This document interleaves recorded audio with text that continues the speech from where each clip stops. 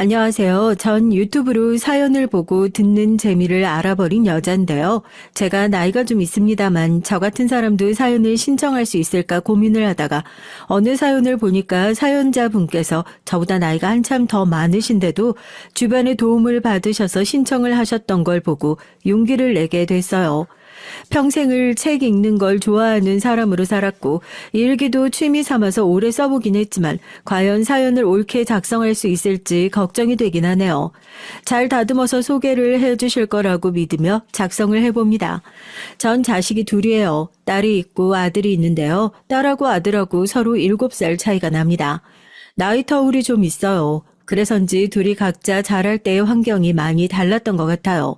전 20대 중반의 나이에 남편을 처음 만났었고요. 지인의 소개를 통해서 인연을 맺게 됐었던 남편은 솔직히 말해서 그리 끌리는 상대는 아니었답니다. 시골에서 태어나 유년 시절을 보냈던 전 성인이 돼서 도시로 처음 나왔었죠. 사촌 언니가 도시 생활을 하고 있었거든요. 혼자 우중충한 단칸방 생활하면서도 일 다니고 돈 버는 것도 지긋지긋하다. 남자친구랑 헤어져서 더 우울한데 혼자 있으니까 너무 힘이 드네. 영선아, 너 혹시 도시로 나올 생각은 없니? 네가 온다고 그러면 조금 더 나은 방을 알아봐서 거기서 같이 지낼까 하는데 어때? 뭐? 나야 도시로 나가고 싶은 마음은 굴뚝같지. 그런데 나 같은 시골 촌년이 뭘 아는 게 있어야 말이지. 언니 방 구하다가 코부터 베이는 거 아니야? 아유, 정말 촌스러운 걱정도 다 한다. 방은 내가 알아보고 구해줄게. 방 구하는 거, 그리고 방세 처음 석 달은 나 혼자 부담하고, 그 다음 넉 달째부턴 너랑 나랑 반반씩 부담하자. 그렇게 하면 어때? 그래? 그럼 도시에서 한번 일자리도 구해보고, 나 그렇게 살아볼까? 잘 생각했어, 영선아. 눈부신 젊음은 모름지기 도시에서 뽐내는 거란다. 사람은 큰 물에서 놀아야 돼. 전 어릴 적부터 서로 죽이 잘 맞아서 친하게 지냈던 사촌 언니의 사탕 발림에 넘어가고 말았어요. 갑자기 도시 생활에 대한 동경이 확 몰려왔고 그래서 무작정 집을 떠났었죠. 부모님은 저보고 헛바람이 잘못 들었다면서 지랄이 풍년이라고 하셨지만 귀에 들리지도 않았습니다. 그도 그럴 것이 20대 초반이었으니까요. 분명히 어둡고 음습한 부분도 있었지만 활기가 넘치고 즐거운 부분 또한 지니고 있는 도시의 매력에 매료되지 않기란 무리였어요. 게다가 또 한 가지, 그 나이는 한창 이성과의 관계에 눈을 뜰 시기잖아요. 제 고향 시골 동네와는 차원이 다른 매력으로 무장한 도시 남자들에게 제 눈이 돌아갔습니다. 나쁘끄러운 얘기입니다만 진실이 그러했어요. 나긋나긋하면서도 힘이 있고 자상함 속에 유머를 감추고 있는 도시 남자들이 제 가슴을 흔들어 놨거든요. 그리고 시골 남자들과는 다르게 피부가 하얀 남자들이 또 왜 그렇게 많던지요.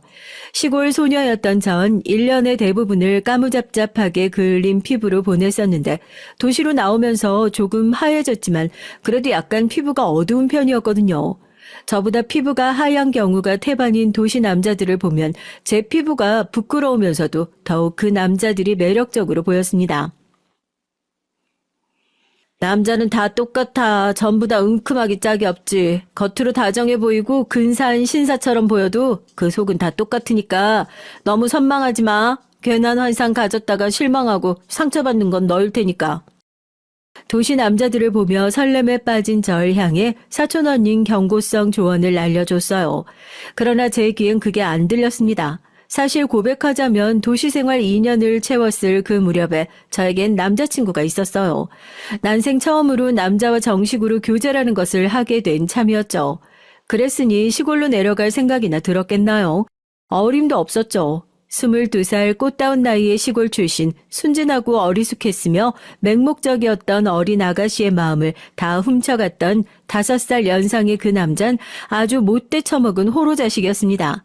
순진하고 아직 아무것도 몰랐던 절 가지고 놀았고요. 그 허여멀건한 상판떼기로 꼬셔댄 여잔 저뿐만이 아니었어요. 양다리라고 하죠. 동시에 여자를 2명이나 만났던 거예요. 그 여자를 정리하고 저에게만 집중하겠다는 그 자식의 사과를 받아줬던 제가 천하의 바보였죠. 재벌은 남 못 준다고 하잖아요. 기껏 기회를 줬더니 다른 여자에게 또 눈을 돌렸고 그래서 못 참고 헤어지자고 했더니 저에게 온갖 욕을 다 퍼부었던 추잡한 자식이었네요. 제가 뭣도 모르고 시골 촌년이라서 구슬리는 게 재미있어서 만나주고 상대해 줬더니만 제가 주제를 모르고 기어오르기 시작한 게 어이없다나 뭐라나. 하여간 그런 소리를 저한테 해댔었습니다. 그때 만약에 사촌 언니의 남자친구가 앞으로 나서주지 않았다면 전 아마 그 자식한테 맞았을지도 몰라요. 저한테 거의 손찌검을 하려던 모습이었거든요. 자상하고 부드러웠던 모습의 이면에 그런 추악함이 숨어있을 줄이야. 정말 충격이었습니다. 차라리 외모는 좀 투박해도 속이 다정하고 진국인 사촌 언니의 남자친구 같은 남자가 낫다는 걸 알게 됐었죠. 두 사람은 장장 4년을 훌쩍 넘게 연애를 했었어요. 둘이 제발 결혼까지 했으면 좋겠다. 집안에 좋은 남자 들어오면 너무 잘된 일이잖아? 별일이 없지 않은 이상은 무조건 결혼하겠지? 그래서 전 당연히 둘이서 결혼할 줄 알았는데요. 야, 남녀관계는 결혼식장에 들어가기 전까진 어떻게 될지 모르니까 장담할 수 없다는 말이 딱 맞더라고요. 결국 둘이 허무하게 헤어지고 각자 다른 인연을 만나서 결혼을 해버렸으니 말입니다. 그렇게 옌병을 떨면서 깨를 아주 고소하게 볶아대며 연애를 했었던 사촌 언닌 단 8개월 만난 새 남자와 결혼을 결심했고 만난 지 딱 1년째 되던 시기에 결혼식을 올렸어요.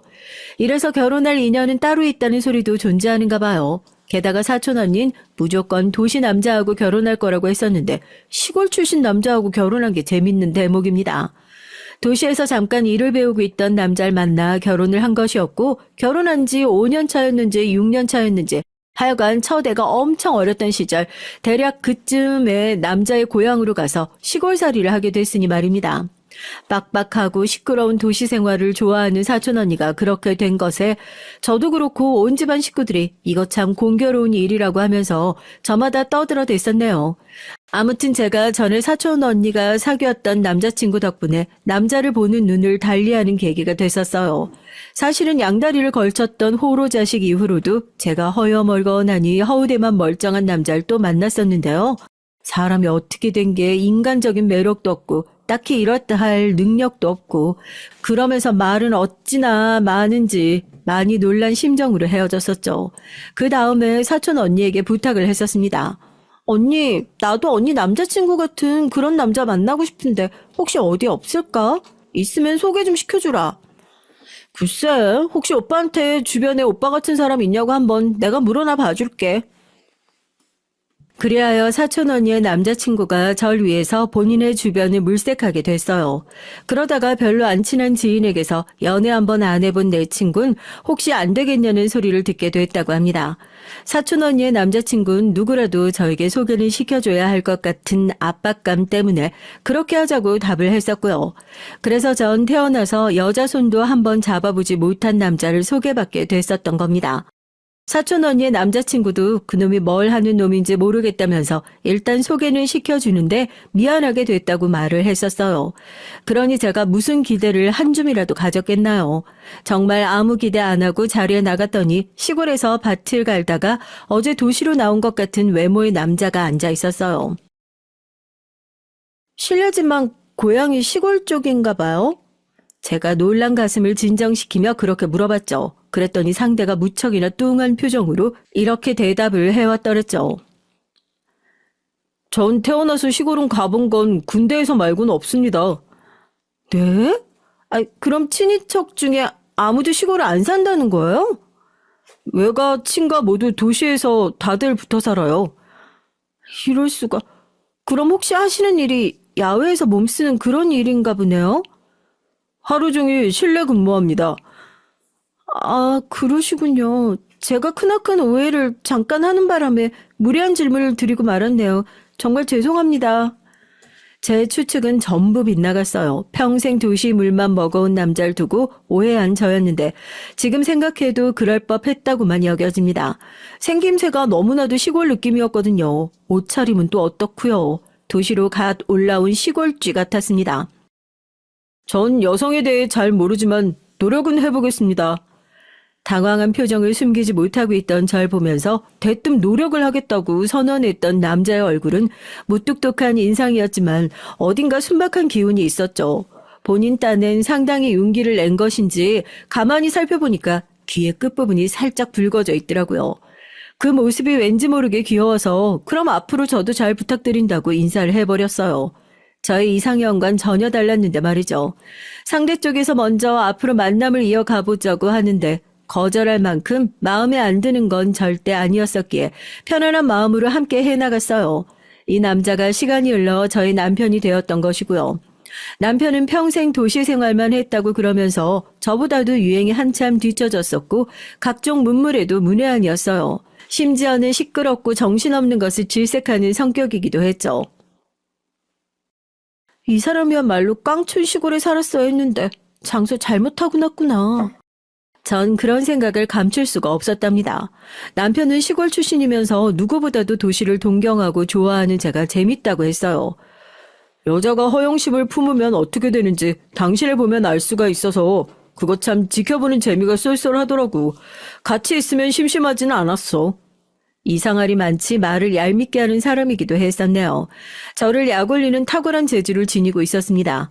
시부모님께선 그냥 보통 수더분한 분들이셨어요. 일을 잘하게 생겼구나. 어깨도 힘이 있어 보이고 우리 아들만 고생시키진 않겠어. 그래, 제법 듬직해 보이네. 시어머니께선 절 향해 그런 평가를 처음에 내리셨죠. 제가 치열한 도시 생활을 하면서 비록 적은 돈이지만 꾸준히 벌고 별로 쉴 틈 없이 계속해서 일을 해왔다는 점을 아주 높이 평가해 주시기도 했습니다. 여자가 살림도 잘하고 아이도 잘 낳아 키우고 자기 남편 내조하면서 밖에 나가선 돈도 좀 벌어오고 그렇게 해야 한다고 시어머니께선 조용조용하게 말씀해 주셨어요. 세상에 지금 무슨 말씀을 하시는 거람? 난 그렇게 살고 싶지 않은데 어차피 그렇게 사는 건 불가능할 것 같으니까 지금은 아무 말씀도 드리지 말자. 괜한 내색할 필요는 없지. 내가 슈퍼우먼도 아닌데 어떻게 그렇게 살 수 있겠어? 말도 안 되는 일이야. 당시 시어머니의 말씀은 전 한 귀로 흘려들었어요. 그대로 따를 생각은 추호도 없었죠. 참고로 시댁은 아담한 단독주택 한 채가 유일한 재산인 집이었어요. 시부모님께서도 따로 들고 계신 현금 재산은 당시에 거의 없는 수준이었죠. 남편의 친누나인 시누이가 결혼을 잘못해서 걸핏하면 사고를 치는 시매부 때문에 수습하느라 그쪽에 돈이 좀 들어갈 일이 있었거든요. 그래서 더욱 시부모님께서 수중에 돈이 없으셨고 있어봤자 못난 사위 때문에 뜯길 일밖에 없다고 하시며 그저 돈 없이 사는 게 마음이 더 편하다고 하셨었대요.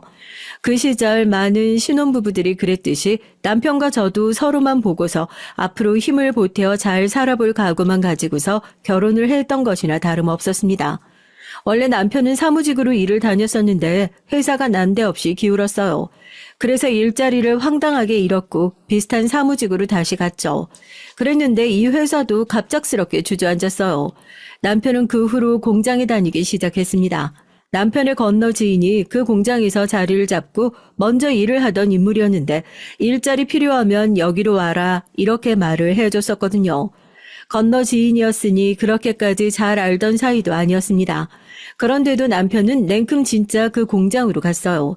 남편이 이런 면모가 좀 있었어요. 생긴 것만 보면 무뚝뚝해서 낯을 엄청 가리게 생겼고 실제로도 어느 정도 그러했지만 이상한 지점에서 마음이 열려 있었고 과감했었죠. 그러니까 애초에 절 소개받기도 했었던 것이고요. 시골 농부같이 생긴 내 남편이 그래도 사무직 일을 한다는 거 하나만은 아주 도시남자 같았는데 그게 최후의 보루였는데 자그마한 공장을 다니게 되다니.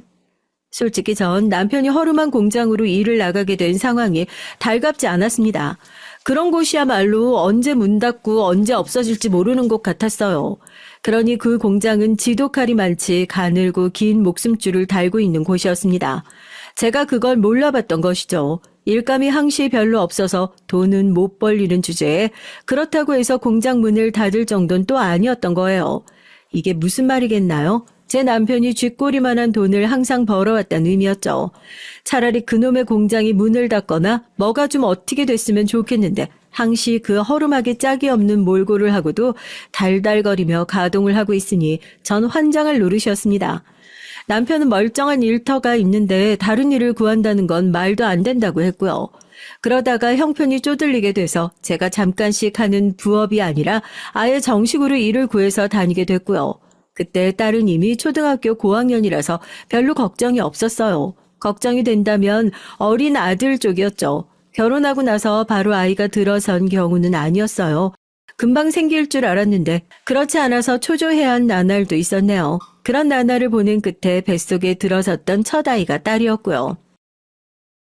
딸도 좋지. 딸도 참 좋은데 이왕이면 아들 낳지 그랬니? 솔직히 아쉬운 마음이 아주 살짝 드는 건 어쩔 수 없구나. 시어머니께서는 이때 황당한 말씀을 좀 많이 하셨었는데요. 만약에 손녀가 아니라 손자였으면 자신이 열과 성을 다해서 아이를 봐주셨을 거라고 그러셨습니다. 아이를 맡기고 싶어도 안 맡아주셔서 제가 이웃의 엄마들하고 서로 품앗이를 해가듯 아이를 맡고 맡아주고 돌봐가면서 그런 식으로 자그마한 부업 일을 했었네요. 그렇게라도 전 항상 돈을 조금이나마 버는 것이 중요하다고 생각했었고요. 아주 알뜰살뜰하기도 했었습니다. 그런데 처녀 시절엔 제가 아끼고 허리띠를 졸라매면 그만큼 제 수중에 돈이 모여지는 것이 확 드러났었거든요. 결혼해서 가정을 꾸리고 나니까 예전처럼 아끼고 허리띠를 졸라매도 그게 별로 티가 안 나더라고요. 왜냐하면 돈이 들어갈 곳들 투성이었으니까요. 전 원래 아이라는 건 낳아놓으면 알아서 크는 줄 알았습니다. 따로 놀아줄 것도 없는 줄 알았고요. 제가 태어나고 자랐었던 시골 동네엔 집집마다 애들이 많았거든요. 그리고 뛰어놀 곳이 광활했으며 자연을 벗삼아 놀거리가 계절마다 풍성했습니다. 다들 문을 활짝 열어놓고 사는 동네였기 때문에 서로 걱정 없이 애들을 키우기 좋았을 거예요. 그런 것들만 생각했었다가 제가 도시에서 애를 딱 낳아놓고 보니까 진짜로 막막하더라고요. 이웃의 애기 엄마들이 정말 유일한 구세주였고 그들이 없으면 전 정말 아무것도 할 수가 없었죠. 그래서 전 요즘에 젊은 사람들이 아이를 낳기 힘들다는 얘기가 뭔지 알겠다니까요. 요즘 세상은 이웃끼리 거리낌 없이 교류하고 서로의 집 사정을 다 알고 그런 분위기가 아니잖아요. 옛날보다 아이를 키우기가 너무 힘들어졌어요. 아무튼 전 이웃들에게 의지해서 간신히 첫 육아와 부업 생활을 이어갔었는데 제가 아무리 틈틈이 벌고 그런 와중에 아끼면서 살아도 어느 순간 찾아오는 형편의 쪼들림이라는 것을 막을 도리가 없었어요. 둘째를 낳고 나서 그 현상은 가속화됐고요. 부끄러운 얘기지만 둘째를 낳은 뒤에 남편하고 자주 좀 싸웠습니다.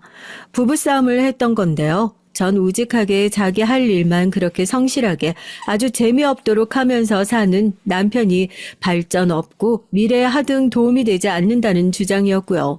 남편은 우리 가족 현재 아무런 문제 없이 잘 살고 있건만 제가 사서 걱정하는 버릇과 남들이 사는 형편과 비교를 해가면서 자꾸만 허영심을 발휘하기 때문에 없는 문제도 만들어서 키우고 화를 낸다고 주장을 했습니다. 전 남편이 뭐라고 하든 자식이 한 명일 적엔 어떻게든 그냥 살면 될 것 같으나 두 명이 된 지금은 옛날과 같지 않고 미래를 치열하게 대비해야 한다는 생각에 변함이 없었어요. 첫째와 둘째의 나이 터울이 컸기 때문에 딸만 있을 때 아주 소박하게 벌어서 소소한 일상의 행복을 누렸던 나날이 길었던 남편은 왜 이제 바뀌어야 하는지 이해를 하지 못했고 치열하게 살기를 싫어했어요. 결국 급한 쪽이 움직이게 되어 있고 목이 마른 자가 우물을 찾는 법이었죠. 전 직장을 구해야만 했습니다. 어머님이 아이 좀 맡아주세요. 손녀가 아니라 손자라면 분명히 돌봐주실 수 있다고 그러셨잖아요. 나도 내 생활이 있는데 대뜸 애를 맡기면 어떻게 해. 전 아침에 출근해서 저녁이 다 되면 퇴근해서 집에 오는데 그럼 어떻게 할까요? 제가 부업이나 깔짝거릴 때야 이웃 사는 애기 엄마한테도 도움 청하고 그랬죠. 이젠 아이 출퇴근을 해서 따로 방법이 없어요. 어머님이 손자 좀 봐주셔야 돼요. 주말이나 이럴 때라든지 종종 가끔 그렇게 봐야 반갑고 좋은 거지. 어떻게 맨날 애를 돌봐. 못 살아 내 팔자야. 전 시어머니께 둘째 아들을 맡겼습니다. 시어머니께선 예전에 자주 입에 담으셨던 말씀이 있었기에 당신의 손자를 거절하실 수가 없었고 맡아주게 되셨죠. 여자는 육아 살림도 하면서 돈까지 벌어야 한다느니 손녀가 아니라 손자라면 돌봐주겠다느니 그런 소리 엄청 하셨었거든요.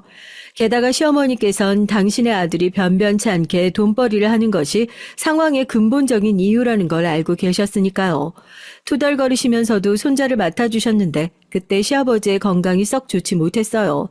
그래서 편찮으신 시아버지를 신경 쓰느라고 시어머니께서 당신의 손자를 아주 정성을 다해 봐주시진 못하셨습니다. 그 시절 일주일에 짧으면 4일, 길면 6일을 아들은 자기 할아버지 할머니 댁에서 지내야만 했었죠. 그땐 지금처럼 근로기준이 잘 잡혀있지 않았기 때문에 저도 일을 하는 시간이 길었고 특히 주먹구구식으로 근무를 했던 남편은 일감이 그리 많지 않은데도 퇴근이 기약 없었던 때가 잦았기에 그랬습니다. 아들이 초등학교에 입학을 하면서부터 자기 할아버지 할머니 댁에서 거의 생활하던 그게 끝났었는데요. 중학생이던 딸이 자기 동생을 챙기도록 그렇게 하였습니다. 그리고 딸이 학교에서 많은 시간을 보내는 고등학생이 된 이후론 아들도 이제 10살이라 일상에서 자기 앞가림 정도는 기본적으로 하게 됐다고 생각을 했기에 알아서 지내도록 했었어요. 숙제, 준비물, 알림장 이런 것들을 제가 저녁마다 봐줬었고요. 집에는 바로 밥이랑 먹을 만한 반찬들이 항상 있었으니 아들이 배가 고픈데 끼니를 못 때울 상황은 없을 일이었습니다. 그때 지금보다 학교에 애들도 많았어요. 지금은 학교마다 애들이 많지 않잖아요. 하지만 그때까지만 해도 애들이 제법 많았고 아들의 또래 친구들이 동네에도 당연히 여럿 있었습니다. 그래서 전 아들이 외로워할 줄 몰랐어요. 제가 부족한 엄마였던 거죠. 바쁜 맞벌이 부모라서 아들이 어릴 적에 신경을 많이 못 써줬었는데 사랑하는 마음은 크니까 그것으로 족하다고 생각을 했었나 봐요. 그리고 딸이 굉장히 독립적인 성격입니다.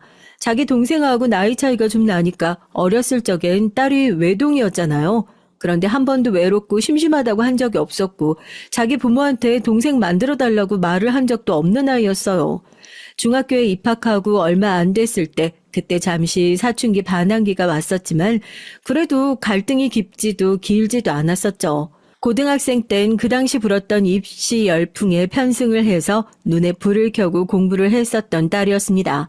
어디 대학을 가고 싶다든가 장래 희망이 뭐라든가 그런 걸 부모와 상의하면서 의견을 구하는 성격이 아니었고 본인 스스로 찾아보고 알아보고 결정을 한 뒤에 부모에게 얘기하는 자식이었어요.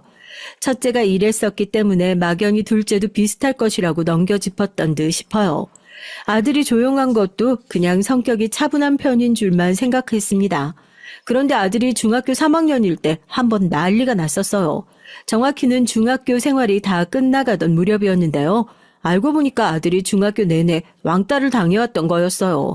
아주 못된 놈들한테 지속적으로 따돌림 및 직접적인 괴롭힘을 받아왔었더라고요. 심지어 초등학교 졸업 전부터 그런 낌새가 이미 존재했었다고 하는 겁니다.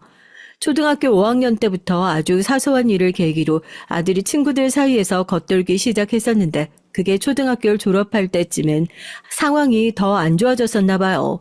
그래도 심각한 것까진 아니었건만 아들을 따돌렸던 초등학교 같은 반 애가 하필이면 같은 중학교에 진학을 했던 겁니다. 그 나쁜 녀석이 작정을 하고서 아들을 괴롭히고 아무런 무리에도 섞이지 못하게 만들었더라고요. 아들은 중학교에 입학하자마자 너무 힘든 상황에 놓이게 됐지만 그냥 꾹 참고 학교 생활을 했던 것이었어요. 그게 3년 내내 이어졌습니다. 그걸 엄마인 전 몰랐어요. 한참 감수성 예민한 나이에 지속적인 왕따를 당했으니 아들이 얼마나 속상하고 슬프고 괴로웠겠나요? 아들은 고등학교에 올라가기만 하면 끝이라는 생각을 하면서 견뎠다고 합니다. 끝이 있다는 희망 하나만 붙잡았던 거예요. 그래서 졸업을 앞두고 그 나쁜 놈들을 철저히 무시한 채 지내고 있었는데 그것들이 아들에게 조롱을 했던 거예요. 고등학교를 가면 끝인 줄 아냐고 아무리 다른 학교를 가게 되더라도 네가 간 학교에 아는 애들이 있는지 찾아봐서 연락한 다음에 너 왕따 시키라고 그렇게 말을 다 퍼뜨릴 거라고. 그렇게 아주 못된 개소리를 떠들었고 이제 끝이라는 생각으로 희망을 가지고 있었던 아들은 그 개소리를 듣자 폭발해서 더 이상은 도저히 못 참겠다는 마음으로 그놈들에게 달려들었어요. 같이 죽자는 심보로 달려드니까 그쪽은 다수였는데도 너무 당황한 나머지 월등히 우세하진 못했던 모양입니다. 그래서 서로 각자 골고루 다쳤고요. 학교에서 크게 싸움이 났다는 사실을 제가 처음 알았을 때 믿어지지가 않았었고 전말을 알게 되자 정말 억장이 무너졌습니다. 가슴이 너무 아파서 쥐어뜯기는 것만 같았어요. 왜 그동안 얘기를 안 했어? 그런 힘든 일이 있었으면 당연히 집에다가 말을 했어야지. 하지만 엄마도 아빠도 다 바쁘시잖아요. 엄마랑 아빠는 자식들 먹여 살리겠다고 밖에서 열심히 일하고 돌아오셨는데 그런 두 분께 저 힘들다는 소리를 하기가 싫었어요. 누나는 공부 잘했는데 그래서 좋은 대학까지 갔는데 전 아직까지 그렇게 공부를 잘하는 것도 아니고 그만큼 좋은 대학을 갈 자신도 없고 그래서 저 같은 게 힘들다는 소리를 하는 건 제가 보기에도 너무 양심 없는 행동 같더라고요. 아들의 고개를 푹 숙이면서 그렇게 말을 하는데 그 모습을 보니까 진짜 목구멍이 턱턱 막혀오더군요. 그날 저도 울고 남편도 울었습니다. 남편하고는 제가 따로 깊은 대화를 나눴고요. 지금까지 내가 잘못 산 것 같아. 내가 잘못된 아빠이자 남편이었어. 나 같은 놈은 한량이나 다름없다는 걸 내가 오늘에야 겸허히 인정을 하네. 다 내 탓이야. 나도 잘못이 있어. 딸내미 대학 잘 갔다고 그거 하나로 안심하고 좋아하기만 했었지. 어딜 가도 자랑할 자식 하나가 있으니까 그걸로 된 것만 같았거든. 전 엄마로서 아들에게 신경을 많이 못 써준 것을 되돌아보며 반성이 들었습니다. 생각해보면 아들은 어렸을 적에 가족여행도 거의 못 가봤었고 부모랑 온전히 시간도 같이 못 지내봤었죠. 딸은 사랑과 관심을 독차지하며 어릴 적에 그렇게 자랐던 순간이 있었는데 아들은 그러지 못했었습니다. 그런 걸 되돌아보며 저도 남편도 진짜 부족한 부모였음을 시인했어요. 그리고 남편이 솔직하게 털어놓길 제가 워낙 도시를 동경했었고 그래서 폼나는 도시 남자하고 결혼하고 싶어 했을 텐데 본인같이 재미없고 촌스러운 남자하고 결혼을 했으니 제 눈에 본인이 계속 부족하고 못마땅한 남자로 비칠 것만 같았다고 해요. 그런 생각으로 남편은 여태 스스로 자격지심을 가져왔다고 했습니다. 그래서 일부러 더욱 발전 안 하고 싶어한 측면도 있었다고 그러더군요. 노력하고 발버둥 치는 게 비참해서요. 그렇게까지 열심히 해봤는데 만약에 잘 안 되고 실패하면 그땐 걷잡을 수 없을 만큼 구질해질까봐 그게 두려워서요. 그런 걸 핑계 삼아서 치열하게 살려고 안 했던 본인의 지난 날을 이젠 부끄럽게 생각한다고 남편이 말했습니다. 솔직한 밑바닥을 드러낸 남편의 고백에 저도 눈물을 훔치며 얘기를 해줬었죠. 그래, 솔직히 말해서 나 진짜로 허영심이라는 게 있는 여자였어. 따지고 보면 당신 말이 틀린 것도 없었지. 전 남들에게 제 삶이 어떻게 보일지, 남들 눈에 제가 어떻게 비칠지 그런 걸 많이 생각하고 신경 쓰고 관심을 가졌었죠. 쉬는 날에도 아들에게 시간을 써줬으면 좋겠을 텐데 저 스스로를 위해서 시간을 쓰는 게 대부분이었습니다. 제 자식보다 저 자신이 더 소중히 했었던 건가 봐요. 그렇게 생각하니까 아들에게 너무 미안해서 견딜 수가 없었습니다. 남편하고 깊은 대화를 나눈 후에 다짐하고 약속한 것이 서로 있었어요. 앞으로 더 열심히 치열하게 살자고요. 그리고 그 이유가 자식들을 위해서여야만 한다고요. 상처받고 외로웠을 아들에게도 부모로서 사과를 했어요. 그러자 아들이 그것만으로도 큰 위안이며 위로가 된다는 듯이 감동을 받은 얼굴로 멋쩍게 웃더군요. 참으로 순하고 착한 녀석이었습니다. 이렇게 순둥이니까 여태까지 한 번도 반항적으로 엇나가지도 않았고 조용히 혼자 인내하며 참고 지내왔던 것이겠죠. 못난 부모에 비해서 자식들이 너무 잘났다는 생각이 들더라고요. 아들은 고등학교 생활을 잘 해보겠다며 용기를 내겠다고 했어요. 그 이후로 학교 생활이 어떤지 잘 살펴줬고 관심을 기울여줬죠. 혹시 아들이 친구들 사이에서 뒤처지는 일이 있을까봐 유행하는 가방이라든지 신발 같은 걸 사고 싶으면 살 수 있도록 해줬고 매점에 다닐 용돈도 챙겨줬습니다. 그런 걸 신경 쓰고 살다 보니 이제야 제가 학부모라는 느낌이 들더라고요. 남편은 한 곳에서 꽤 붙어 있었던 경력을 살려 이직을 한 뒤였고 그리고 그곳에서 죽이 잘 맞는 사람을 만나서 의기투합을 해 3년 뒤엔 같이 사업장을 차리게 됐어요. 그때가 아들이 군입대를 앞둔 시점이었죠. 사업이라니 겁도 났습니다만 초기 자본이 얼마 안 들어가고 위험 부담이 크지 않길래 어디 한번 해보라고 등을 밀어줬었죠. 솔직히 고백하자면 어디 가서 우리 남편 사업한다 이 말을 할 수 있게 됐다는 것이 전 내심 신이 났었던 것 같아요. 저도 정말 못 말리는 인물이었던 듯 싶네요. 고등학교 때 입시 분위기가 잘 잡힌 곳이었기에 아들은 조용히 학교 생활을 잘 했었고요. 대학도 자기 누나만큼은 아니지만 꽤 잘 갔습니다. 20살 신입생 시절은 어리바리하게 그냥 휙휙 지나가 버렸다고 아들이 그렇게 말을 하더라고요. 군대를 나중에 가면 더 힘들 것 같다면서 대학 1년만 다니고 바로 입대를 했었던 아들입니다. 남편은 아들이 군 생활을 다 끝마칠 쯤이면 반드시 사업에서 성과를 낸 상태일 것이라고 자신만만해하면서 스스로에게도 힘을 불어넣는 모습이었더랬죠. 그리고 그건 지켜졌어요. 기적처럼 작은 규모의 사업장이 대박을 터뜨렸었거든요. 물 들어올 때 노를 젓는다는 심정으로 저까지 남편의 사업장에 달라붙어서 불찰주야 일만 했었습니다. 군대를 조용히 다녀온 아들은 복학도 조용히 했었고 졸업까지 무난하게 했었죠. 곧바로 취업을 했는데 적응하기를 좀 어려워했었어요. 일도 안 맞고 무엇보다 악독한 상사를 잘못 만났었거든요. 다행히도 아들이 그런 고민을 끌어안고 있다가 도저히 안 되겠다 싶었을 때 저한테 얘기를 하면서 상담을 청했고요. 전 무조건 그만두라고 했습니다. 저도 사회생활을 해봤지만 버텨서 될 게 있고 안 될 게 있거든요. 아들이 버티는 게 소용이 없는 곳을 다니고 있었더라고요. 그래서 아들은 저와 얘기를 나눈 끝에 첫 직장을 관뒀습니다. 딸이 미국으로 간 건 그 무렵이었고요. 원래도 범상치 않던 딸이었는데 재미교포와 사랑에 빠져서 미국에서 결혼을 하겠다고 그랬어요. 미국에서 살 자신 있냐고 물었더니 너무 좋다고 하더라고요. 어렸을 때부터 독립적인 성격이었던 딸을 어찌 말리겠나 싶어서 허락해줬습니다. 그렇게 딸은 미국에서 살게 됐고요. 아들은 대학 때 유일하게 마음이 맞았던 친구와 함께 자취 생활을 하면서 새로 직장을 다녔습니다.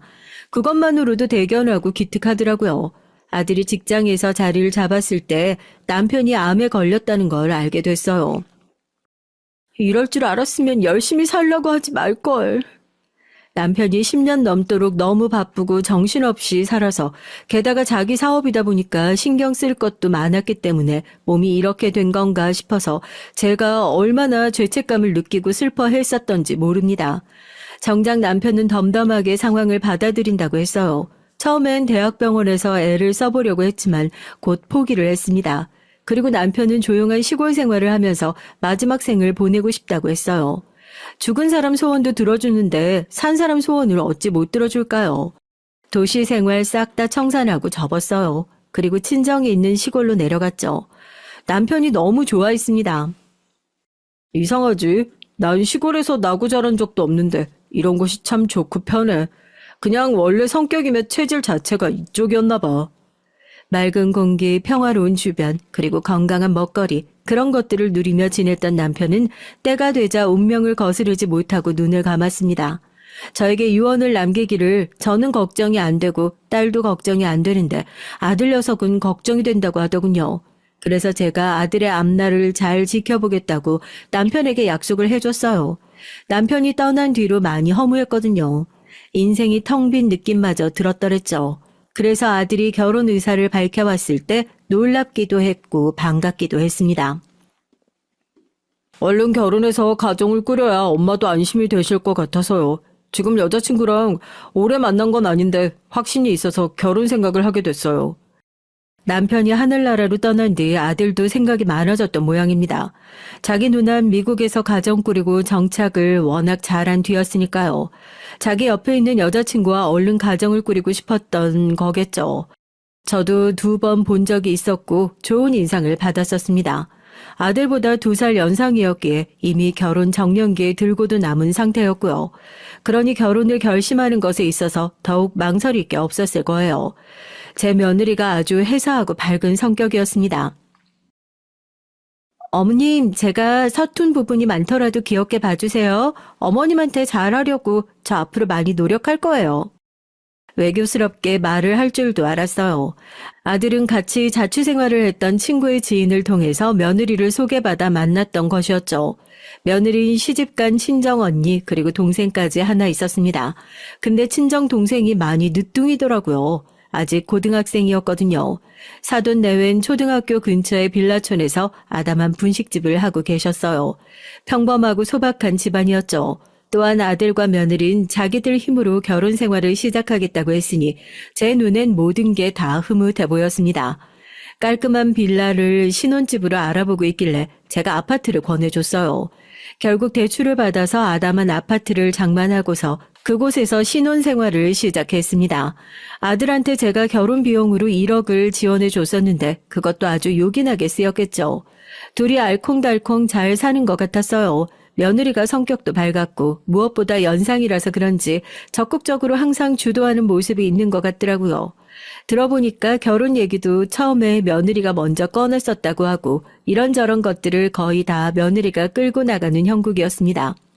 아들이 과거의 왕따 후유증 때문에 아직도 소심한 면이 있었던 만큼 진취적인 성격의 며느리가 딱 맞는다는 생각이었어요. 어머님, 시골에서 혼자 지내기 적적하지 않으세요? 이제 슬슬 다시 도시 생활 하셔야죠. 어머님 원체 도시 체질이시라는 거 제가 다 알고 있어요. 나도 생각을 하고 있긴 한데, 아휴, 어차피 이 다음에 나이 더 먹고 나면 시골 생활이 더 평온하지 않을까 싶어서 이곳 정리하는 게 후회가 될까봐 그게 걱정이다. 그건 나중의 일이죠. 그리고 제가 보기엔 어머님이 더 나이가 드신 다음에도 도시가 편하실 것 같은데요?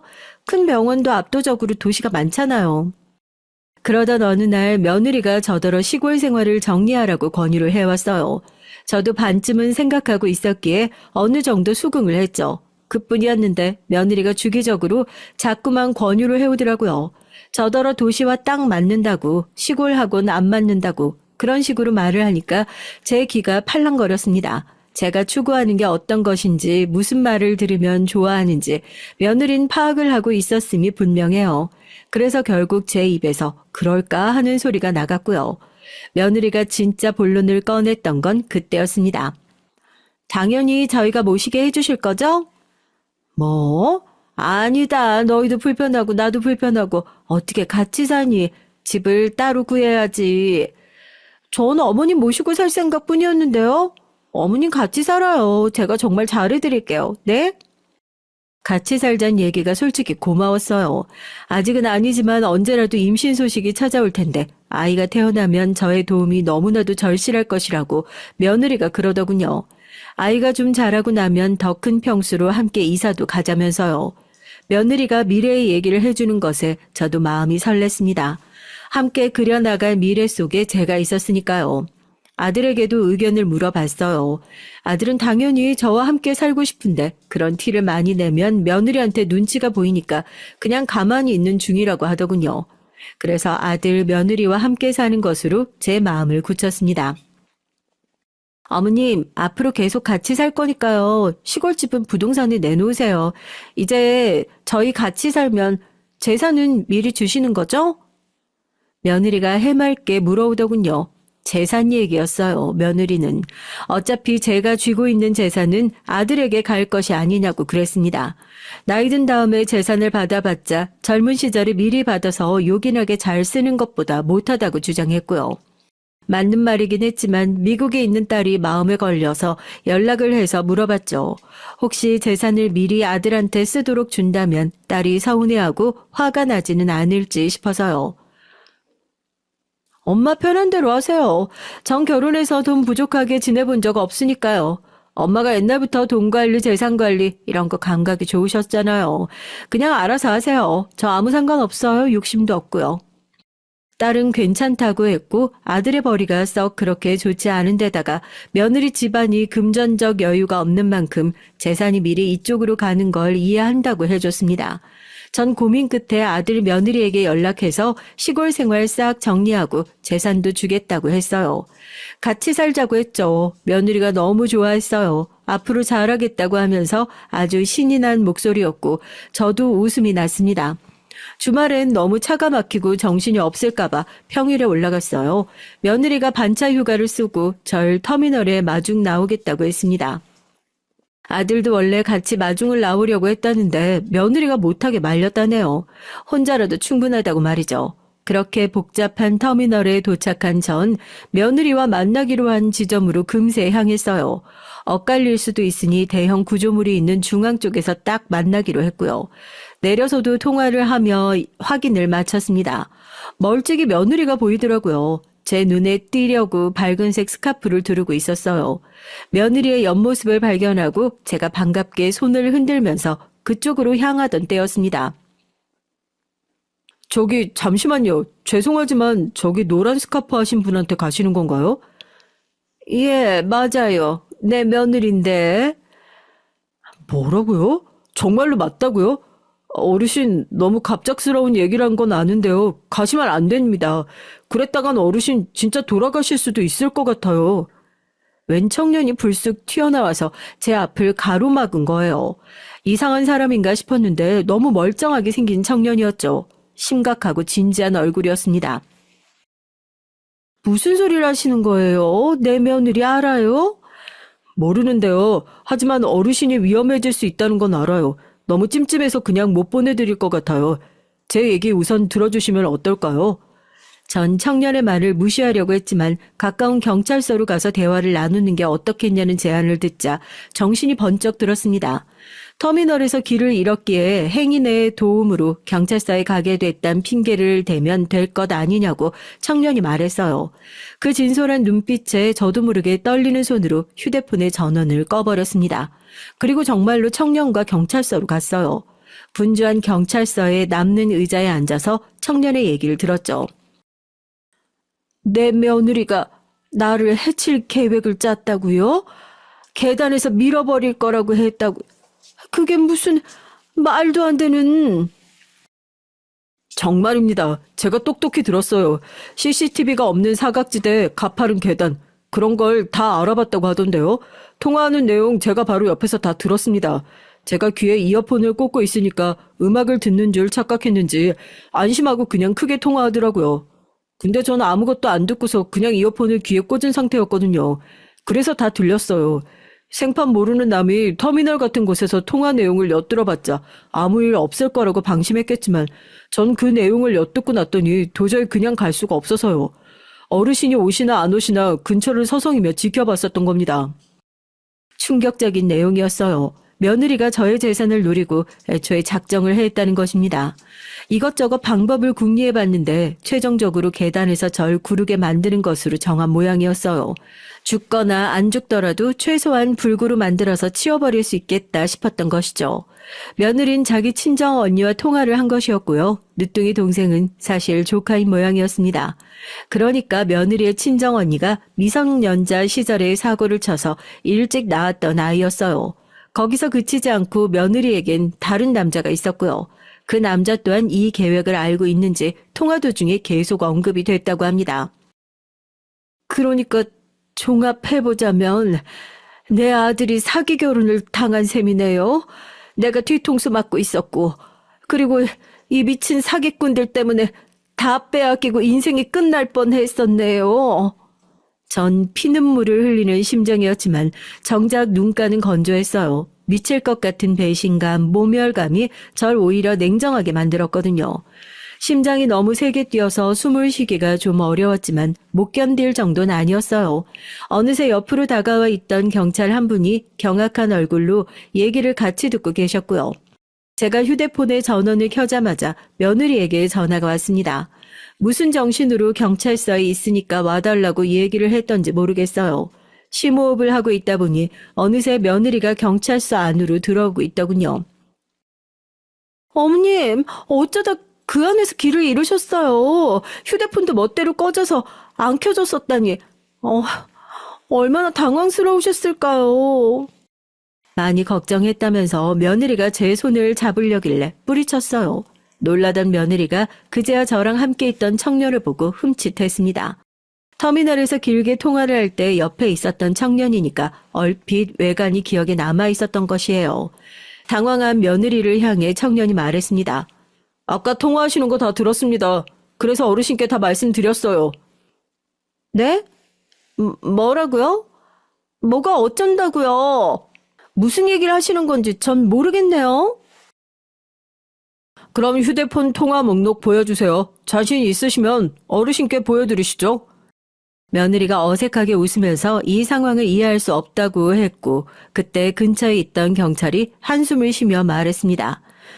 여기 어르신을 해칠 장소를 물색하고 다니셨다면 그 동선을 따라서 CCTV에 찍히셨겠네요. 그걸 까보면 없던 얘기인지 아닌지 알 수 있겠고요. 우선 통화 내용부터 보십시다. 갖고 계신 휴대폰 기종 보니까 통화 녹음이 되는 거네요. 설정 안 꺼놓으셨으면 녹음이 됐을 텐데 한번 살펴볼 수 있을까요? 경찰의 말에 며느리가 뒷걸음질을 치며 휴대폰을 품 안으로 감췄어요.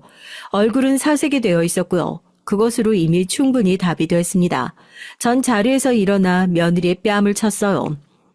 여기까지만 해라. 이 악독한 년. 며느린 입술을 깨물며 몸을 떨었고 얼굴이 곧 시뻘겋게 달아올랐죠. 거짓 위에 세워졌던 아들의 결혼 생활, 가식 위에 만들어졌던 고부관계, 모든 게 끝이 났습니다. 당연히 며느린 이혼을 당했고요. 맨몸으로 고스란히 쫓겨났습니다. 소송이니 뭐니 그런 건 안 하고 그냥 빠른 이혼을 아들이 원했어요. 너무 심적으로 괴로워했거든요. 절 도와줬던 고마운 청년에겐 사례를 따로 했습니다. 거듭 사례를 거절했지만 제가 도와주고 싶다고 했어요. 그리고 몇 주 후에 청년에게서 연락을 받았는데 알고 보니 청년에겐 편찮으신 노모가 계셨습니다. 집안 형편이 어려운데 노모의 병원비 때문에 가족들이 한숨을 쉬고 있었다고 해요. 제가 사례를 한 덕분에 청년의 가족들이 병원비를 낼 수 있어서 너무 좋았다고 감사하다고 인사를 해왔죠. 너무 잘된 일이었어요. 그 후로도 종종 안부를 주고받으며 청년의 가족들하고 좋은 관계를 유지했답니다. 아들은 진짜 인연을 만나서 행복한 결혼 생활을 하게 됐고요. 지금의 며느린 아주 마음씨가 고운 인물이랍니다. 그리고 전 딸이 자꾸 권해서 미국으로 가서 딸의 집에 얹혀 지내는 생활을 자주 하게 됐답니다. 이렇게 지내보니 전까지 몰랐는데 제가 딸하고 아주 잘 맞더라고요. 어찌됐든 가족이 다 이렇게 잘 살고 있으니 하늘나라에서 남편이 만족을 하겠죠? 안녕하세요. 이제 막 100일이 지난 아들을 키우고 있는 여자입니다. 아이 재워놓고 새벽에 틈틈이 사연을 적어 보내봐요. 저는 나름대로 행복한 가정에서 태어났습니다. 제가 유치원에 다닐 때까지만 해도 저희 아버지와 어머니께서는 사이가 좋으셨어요. 다른 평범한 가족들처럼 놀러도 다니고 외식도 하고 주말이면 함께 시간을 보내며 지냈죠. 아버지는 회사원이셨고 몹시 바쁘셨습니다. 밤늦게 퇴근하고 돌아오시는 날이 많았고 가정주부였던 어머니께선 살림이며 육아를 도맡아 하셨어요. 두 분은 점점 다투시는 날이 잦아졌고 주말마다 빠지지 않고 나가던 나들이도 줄어들기 시작했습니다. 두 분은 매일같이 언성을 높여 싸우셨어요. 너무 어릴 적 일이라 잘 기억은 나지 않지만 아버지께선 물건을 던지시거나 벽이나 가구를 발로 차시곤 했죠. 어머니께서는 항상 겁에 질린 목소리로 그만하라 애원을 하고 눈물을 흘리셨어요. 전 방 안에 숨어 두 분의 다툼이 빨리 끝나기만을 숨죽여 기다렸습니다. 더 이상 저희 가족은 행복하지 않았고 집안의 공기는 너무나 무겁게만 느껴졌어요. 그러던 어느 날 학교를 갔다 돌아오니 어머니께서 커다란 가방에 짐을 싸고 계셨어요. 너무나 놀라 어머니께 지금 뭐 하시는 거냐, 짐은 왜 싸시는 거냐 여쭤봤고 어머니께선 집을 나갈 거니까 너도 빨리 짐을 챙기라고 하셨습니다. 그 말에 저도 덩달아 아무것도 모른 채로 급하게 짐을 챙기기 시작했어요. 짐이라고 해봤자 당장 사용할 옷까지 몇 개뿐이었습니다. 그렇게 어머니 손을 잡고 집을 나섰고 어머니께선 더 이상 이 지긋지긋한 집구석에는 못 살겠다며 울분을 토하셨어요. 나중에서야 안 사실이지만 아버지께선 외도를 하고 계셨다고 해요. 어머니께서 그 사실을 알고 몇 번이나 아버지를 추궁하셨지만 아버지께선 불륜녀와 만남을 멈추지 않았고 지친 어머니께선 결국 이혼을 선택하신 것이었습니다. 당시만 해도 간통죄가 존재하던 시절이었지만 어머니께선 고소를 진행할 돈도 자식도 없고 합의 이혼을 해주는 대가로 아버지께 저와 둘이 살 만한 아파트를 받아내셨어요. 양육권도 어머니가 갖게 됐고 아버지께선 매달 약간의 양육비를 보내주기로 약속하셨다고 합니다. 그렇게 저와 어머니는 둘이서 좁은 구축 아파트에서 함께 살기 시작했어요. 전에 살던 아파트와는 비교도 되지 않는 낡은 집이었지만 그래도 전 상관없었습니다. 매일 회사 일을 하시느라 바빠 대화조차 제대로 하지 못했던 아버지보단 절 늘 돌봐주시던 어머니와 살게 된 것이 좋았거든요. 어머니께선 평생을 집에서 살림만 하시던 분이라 갑작스레 하게 된 경제활동에 적응하기 힘들어 하셨어요. 식당 일, 청소부 일, 각종 허드렛 일을 가리지 않고 하다가 결국 정착하신 것이 콜센터 상담원 일이었습니다. 하루 종일 전화를 걸어 인격 모욕을 해대는 진상 고객들 상대하시다 보니 어머니께선 점점 심적으로 피폐해져 가셨어요. 술 없이 잠들지 못하시는 날이 늘어갔고 제게도 자주 화를 내셨습니다. 그래도 전 그런 어머니라도 좋았어요. 어머니가 제게 욕을 하셔도 손찌검을 하셔도 어머니께 예쁨 받고 싶었고 사랑받고 싶었습니다. 누가 뭐래도 당시 저에겐 세상에서 가장 소중한 사람이었고 기댈 곳이 어머니뿐이었으니까요. 그렇지만 어머니께선 제게서 행복을 찾지 않으셨어요. 어느 날부턴가 어머니께선 집에 자주 남자를 데려오시기 시작했습니다. 전 그럴 때마다 방에 들어가 문을 꼭 닫고 없는 사람처럼 행동해야 했어요.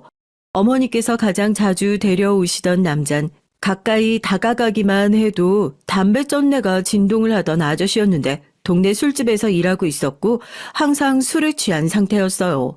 어머니께선 제게 새아빠가 생기면 어떨 것 같냐 자주 물어보셨고 그럴 때마다 전 이대로가 좋다, 새아빠 같은 건 필요 없다 대답했습니다. 너야 아빠가 필요 없을 수도 있겠지. 근데 난 남편이 필요해. 남편이. 어머니께서 술만 마시면 제게 입이 마르고 닳도록 하시던 말씀이었어요. 아마 당시에 어머니께선 심적으로 몹시 외롭고 지친 상태셨던 것 같아요. 그 아저씨와 어머니께선 이혼하기 전 부모님처럼 하루가 멀다 하고 싸우셨습니다. 아버진 바닥에 술병을 던지기도 하고 집에서 담배를 뻑뻑 피우기도 하고 어머니뿐만 아니라 제게도 자주 화를 내셨어요. 만약 저 아저씨와 어머니가 재혼을 하게 된다면 난 저 아저씨한테 아버지라고 불러야 하는 건가 생각만으로도 너무 끔찍한 상상이었고 제발 아저씨와 어머니가 하루빨리 헤어지기만을 바랐어요. 그러나 언제나 불안한 예감은 현실이 된다고들 하잖아요. 결국 어머니께선 그 아저씨와 재혼을 결심하셨고 전 그 사실이 몹시 절망스러웠지만 싫은 티를 낼 수가 없었습니다. 혹여나 제가 아저씨가 마음에 들지 않는다면 어머니께서 절 버리실까봐 무서웠거든요. 우리 오랜만에 외식하자. 제일 좋은 옷으로 챙겨 입고 나와. 그러던 어느 날 어머니께선 갑작스레 제게 외식을 가자고 하셨어요. 갑자기 무슨 일인가 싶었지만 영분도 모른 채 어머니를 따라 나섰고 식당에서 저희를 기다리고 있던 건 다름 아닌 아버지였습니다. 정말 오랜만에 만나 뵙는 아버지였지만 제 기억 속의 모습과 거의 달라지지 않은 모습이었어요. 어머니와 아버지께서는 몹시 형식적으로 딱딱한 대화를 나누셨습니다. 정확하게 기억은 나지 않지만 양육권 관련한 내용과 앞으로 절대 연락을 하지 않겠다는 느낌의 대화였던 것 같아요. 두 분은 음식에 거의 손도 대지 않으셨지만 전 오랜만에 먹는 바깥 음식이 너무 맛있어서 허겁지겁 돈가스를 입에 우겨 넣었던 기억이 납니다. 그렇게 식사 자리가 끝나고 어머니께선 제게 잘 지내라는 인사를 하셨어요.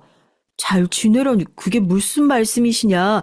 설마 날 버리는 거냐? 어머니를 부여잡고 울었지만 어머니께선 매정하게 제 손을 떼어내고 가버리셨습니다. 아버진 그런 저를 보며 한마디도 먼저 입을 열지 않으셨어요. 어머니가 사라지고 나서도 한참 동안 울던 제가 조금씩 울음을 그치자 그제서야 저를 데리고 차로 향하셨습니다. 어린 제가 느끼기에 아버지께서는 꼭 기계 같았어요. 감정이 없는 로봇이요. 제가 여기서 더 울고 아버지를 귀찮게 하면 아버지도 어머니처럼 절 버리고 갈지도 모른다는 생각이 들었고 울음이 나올 것 같았지만 입술을 깨물며 꾹 참았습니다.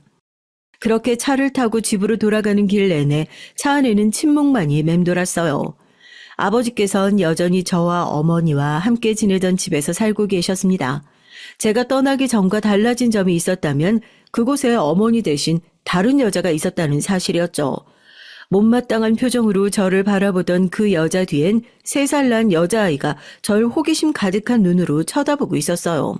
나중에서야 알게 된 사실이지만 역시나 예상했던 대로 어머니와 재혼을 하기로 한 그 남자가 결혼을 하고 싶으면 절 떼내고 오라고 말했고, 저와 그 남자 사이에서 고민하던 어머니께선 아버지께 연락을 해서 절 떠넘기셨던 것이었습니다. 아버지께선 어머니와 이혼하시고 바로 상간녀와 결혼해 새 가정을 꾸리고 살고 계셨어요. 새로운 부인과의 사이에서 딸도 낳고 잘 살고 있었는데 갑자기 연락이 와서 애를 데려가라니 몹시 황당하셨다고 합니다. 분명 이혼할 때 네가 데리고 살겠다고 하지 않았냐. 난 절대 못 키운다. 딱 잘라 거절했지만 어머니께선 당신이 안 데려가면 고아원에다 버리겠다. 양육권 다 포기할 테니까 당신이 데려가서 알아서 키워라. 대신 앞으로 평생 동안 다시는 연락도 안 하고 없는 사람처럼 살겠다 말씀하셨다고 해요. 알고 보니 어머니께선 이혼 후로 꾸준히 저를 핑계로 아버지께 돈을 빌려달라거나 어려운 일이 생길 때마다 연락하며 귀찮게 굴어오셨다고 해요. 그 문제로 새로 결혼한 여자와도 많이 싸우고 있었고 이참에 아예 애를 데리고 오면 적어도 앞으로 연락하고 지낼 일은 없겠다 싶어 절 맡기로 하셨던 것이었습니다. 그렇게 해선 아버지와 새어머니 그리고 이복 동생과 함께 살기 시작했어요. 당연히 새어머니께선 절 탐탁치 않아 하셨어요. 그렇지만 전 새어머니께 예쁨 받고 싶었고 단란해 보이는 가족 사이에 끼고 싶었습니다. 부모님께 예쁨 받고 싶었고 그래서 노력했어요. 언제나 새어머니께 살갑게 구려고 했고 동생도 잘 돌봐주려고 했습니다. 그렇지만 새어머니께선 언제나 절 못마땅하게 보셨어요. 둘이 두면 얘가 우리 아기한테 무슨 해코지를 할지 모른다면서 절대 저와 동생을 단 둘이 두지 않으셨습니다. 애가 지 엄마를 닮아가지고 표정부터 악독하다면서 저런 애를 키우게 되다니 아이고 내 팔자야 하시며 크게 혀를 차시더니 저 들으라는 듯 욕을 하시고는 했어요. 새어머니께선 제 끼니도 제대로 챙겨주시지 않으셨고 당시 10살 배기였던 전 혼자서 라면 물 끓여 먹거나 냉동식품을 전자레인지에 돌려 먹고 밥솥에 남아있는 밥을 꺼내 냉장고에 있는 반찬들로 혼자 차려 먹을 수 있을 정도로 철이 일찍 들었습니다. 새어머니께서는 언제나 동생 생각뿐이셨고 전 뒷전이었어요. 반겨주시리라 생각도 하지 않았지만 예상보다 더 심한 차후에 몹시 외롭고 괴로운 시간들이었습니다. 동생은 저를 조금 무서워하고 낯설어하긴 했지만 착한 아이였어요. 새어머니께서 본인 먹으라고 챙겨준 간식을 제게 나눠주기도 하고 함께 그림을 그리면서 놀기도 하고 제 얘기에 웃어주고 제게 친절하게 대해줬습니다. 절 몹시 싫어하시는 새어머니와 제게 아무 관심도 없으신 아버지와 함께 살아야 하는 집이 정말 숨막히고 싫었는데 그나마 동생이 있어 조금 버틸 수 있었죠. 시간이 흘러 동생은 초등학교에 입학하게 됐고 저도 그 자리에 참석해 동생을 축하해주고 싶었지만 어머니께선 절 동생의 초등학교 입학식에 데려가시지 않았습니다. 대외적으로 전 가족 사이에 없는 아이나 마찬가지였어요. 친척 결혼식이나 명절 등 가족 모임에 가서도 전 항상 구석에 가만히 쥐죽은 듯 아무 말 없이 앉아 있어야 했습니다. 전 부인이 남기고 간 흔적이었으니 당연히 친척 어른들이 보시기에 예뻐 보일 리가 없었죠. 그 누구도 제게 살갑게 말을 걸어주거나 다정하게 대해주지 않았고 전 그런 취급에 점점 익숙해져 갔습니다.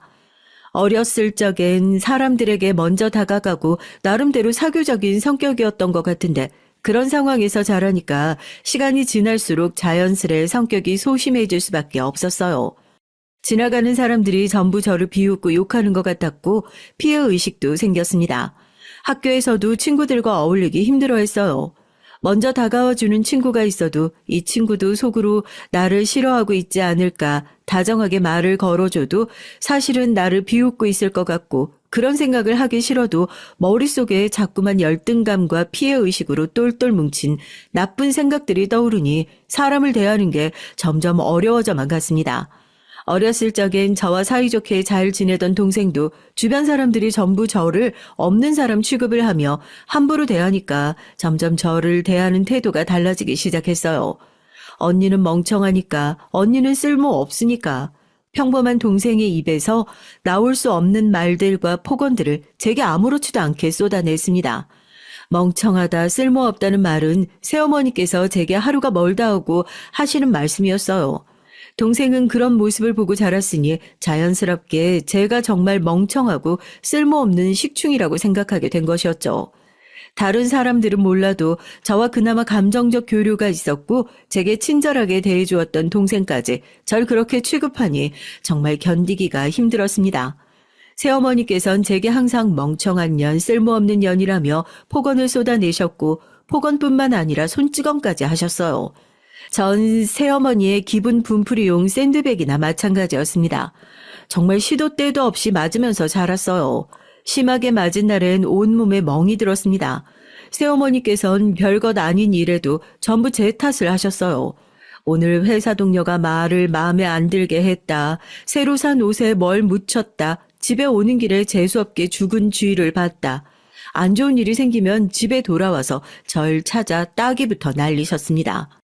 아버지와 동생은 그런 상황에 익숙했고 새어머니께 죽도록 얻어맞는 절 보면서도 아무렇지도 않게 둘이 앉아 TV를 봤어요.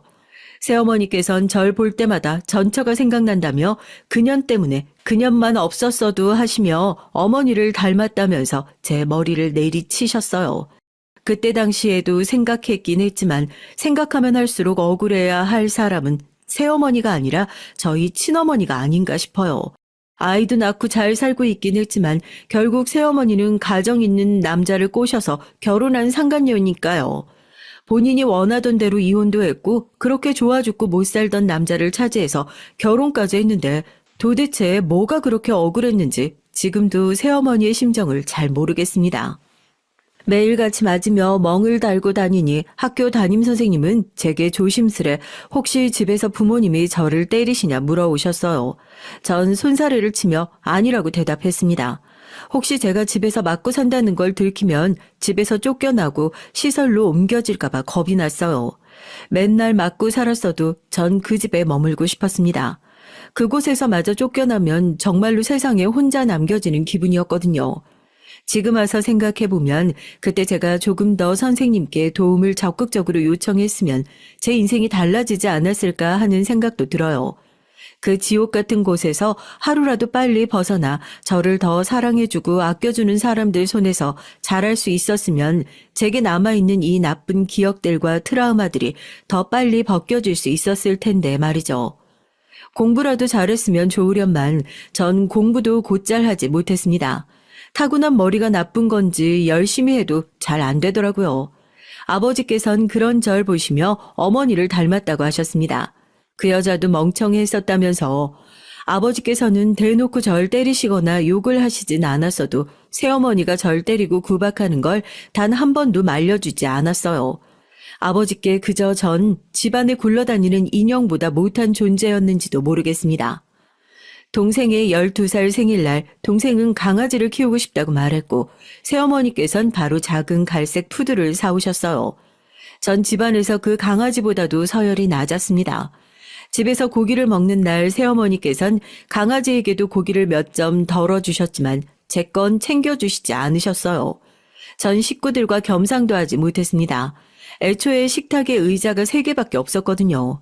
그 누구도 저를 위해 새로운 의자를 가져오거나 제가 앉을 자리가 없다는 사실을 지적하지 않았습니다.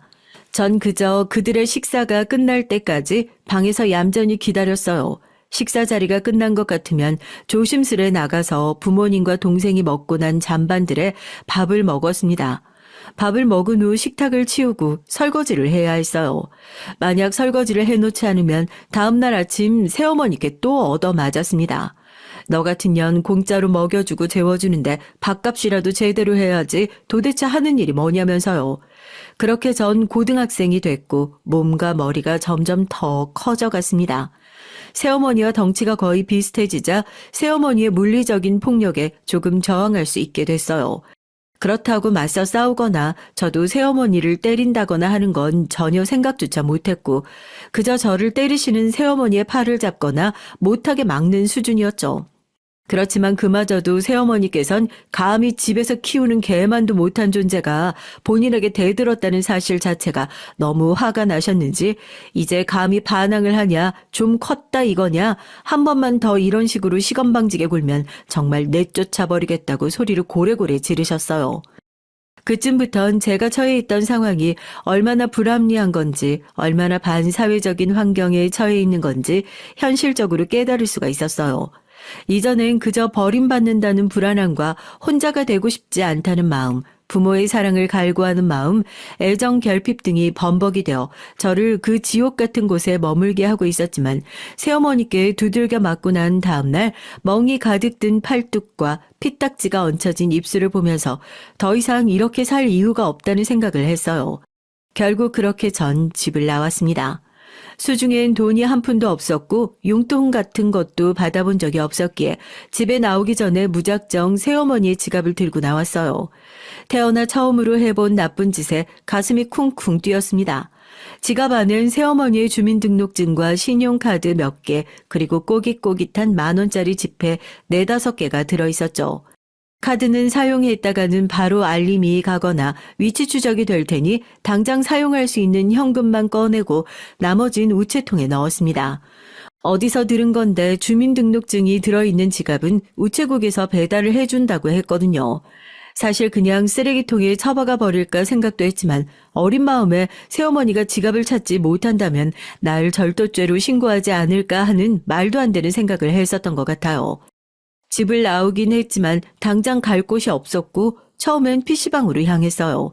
그곳에서 날이 저물 때까지 인터넷으로 재미없는 것들을 찾아보고 컵라면을 시켜 먹었습니다.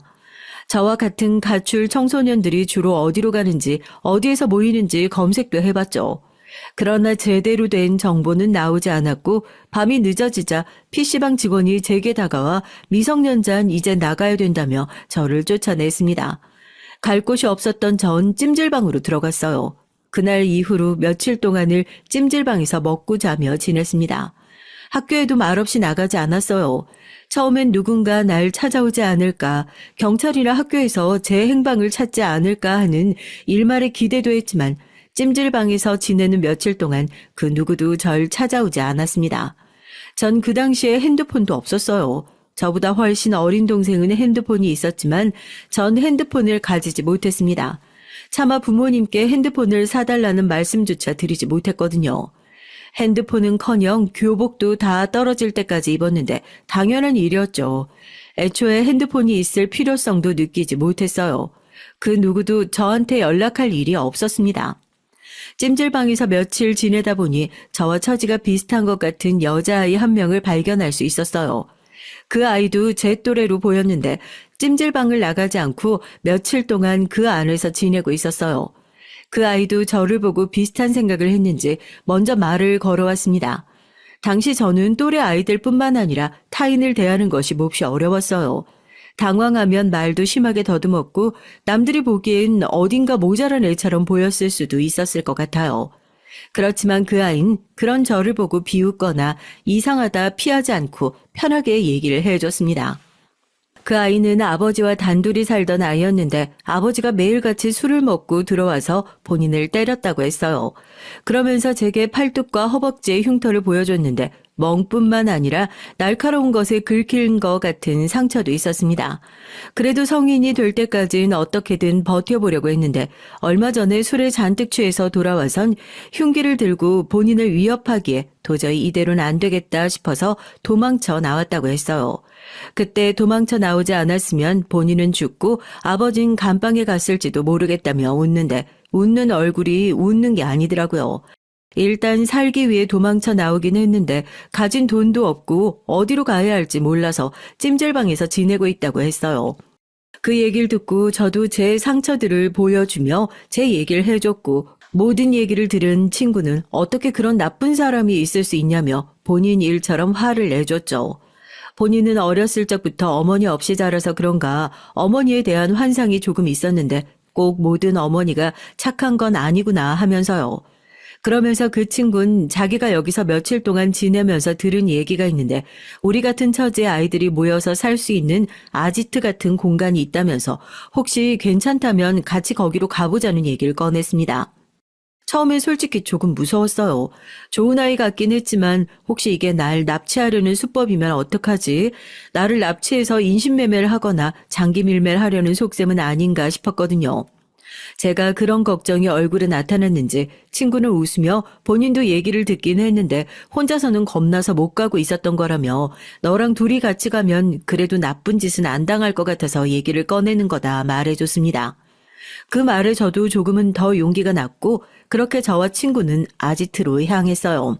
아지트는 겉으로 보기엔 평범한 빌라의 옥탑방이었는데 가출 청소년들이 모여서 사는 곳이었습니다. 다행히도 남자들은 아무도 없었고 한 대학생 언니가 그 모임의 장이라고 했어요. 그 언니도 가정폭력의 피해자였고 미성년자의 나이로 가출해서 돈을 모아 이 옥탑방을 샀고 그 뒤로 본인과 같은 상황에 처해 있는 아이들이 지낼 보금자리를 제공해주고 있다고 했습니다.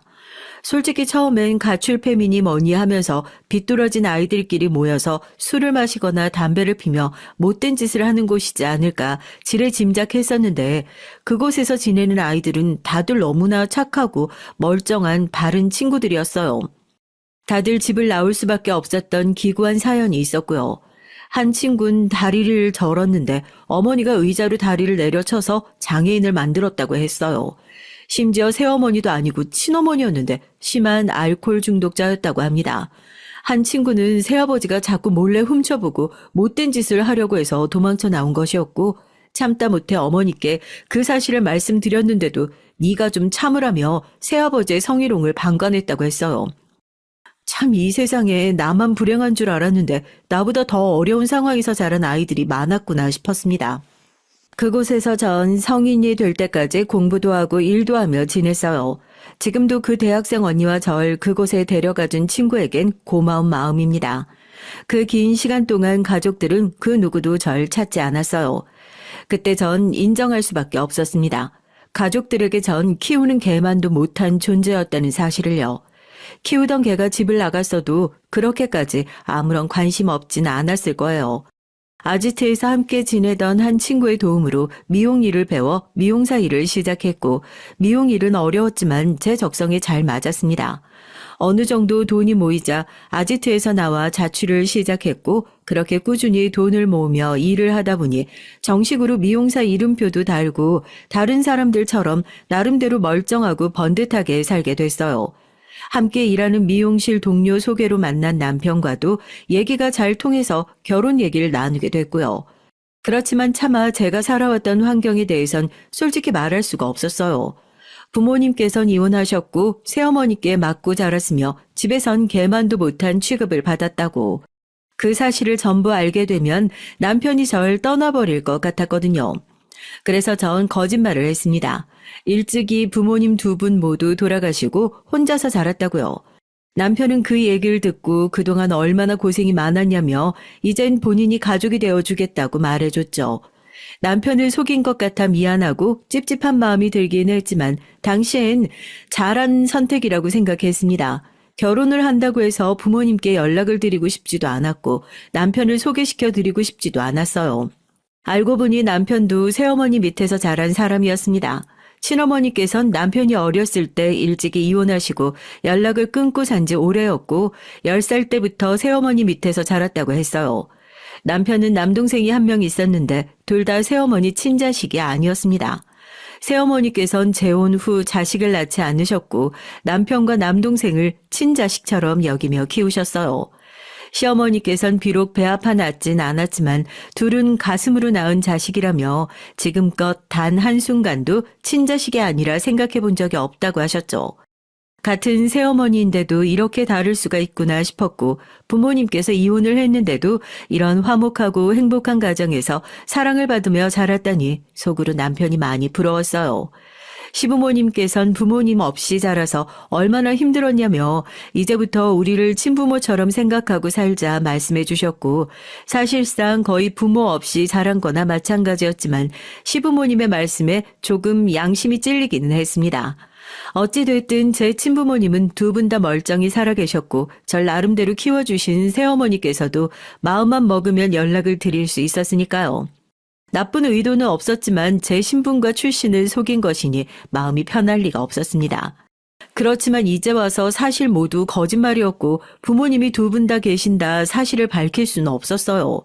결국 그렇게 혼주석을 비운 채 결혼식이 진행됐습니다.